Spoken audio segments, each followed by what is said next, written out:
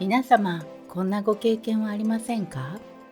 不意に最近ご無沙汰している誰かのことを思い出した途端、その方から連絡が来たり、あるいはお仕事などで、そういえばあの件はどうなったんだろうと思った途端、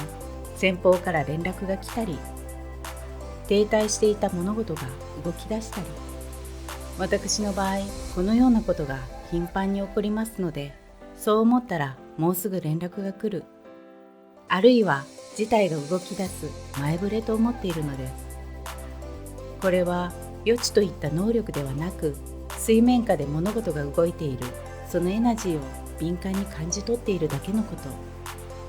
皆様もエナジーについて理解が深まっていきますと、誰でも同じような現象を経験されますよ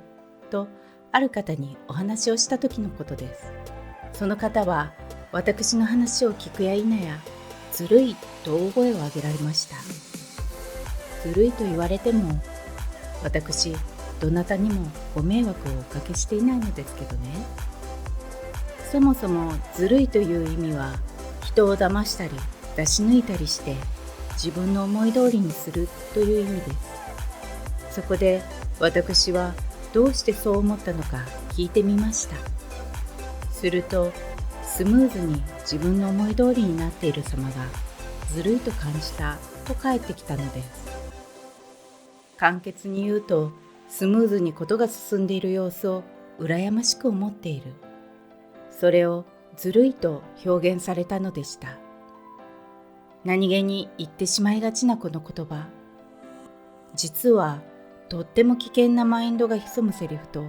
ご存知でしょうか。というのも、このずるいという言葉を使っている限り、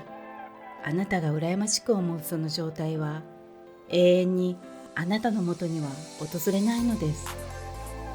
ね、ちょっと衝撃でしょ？だって、ずるいと感じてしまう心の底には、ずるい、どうしてあなただけそんなうまくいくの？私には絶対そんなこと起こらないじゃない、という思いがあるからです。そうなのです。このずるいという言葉の裏側には、自分には到底かなわない、自分にはその状態は訪れない、訪れたとしても時間がかかるという思いがあるのです。そしてそれを自覚しているからこそ、羨望を羨望のままで終わらせることができないのですね。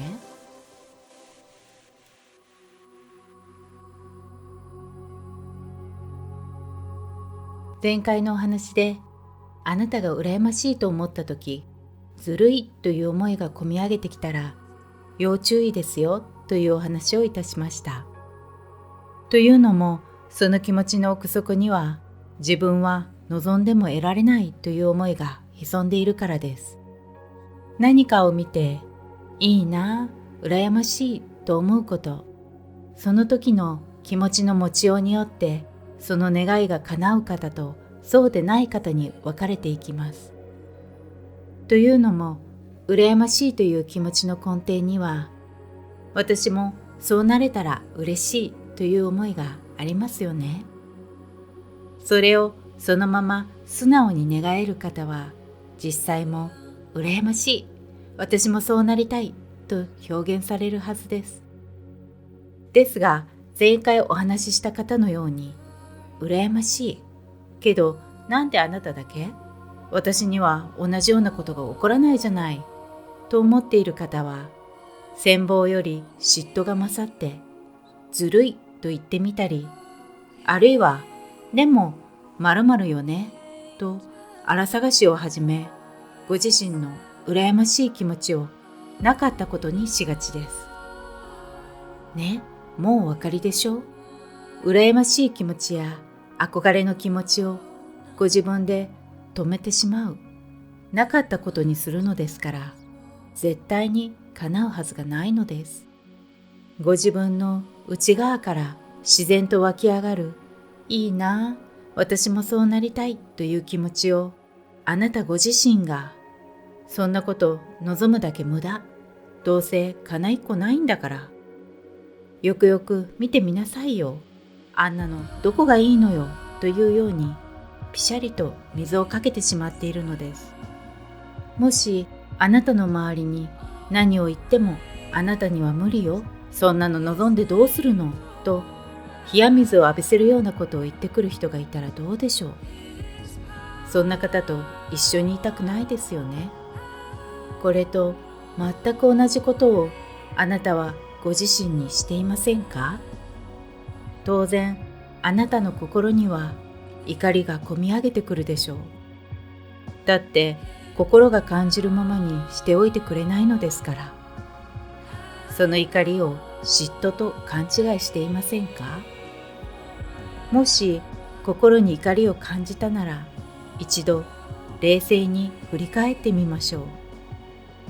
う。もしかするとその怒りはあなたご自身に向けられたものかもしれませんよ。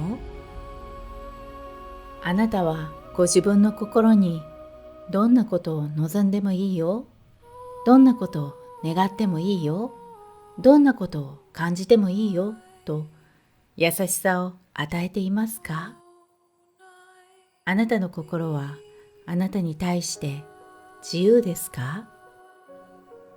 最後までお聞きくださりありがとうございます。ごきげんよう。南無阿弥陀仏。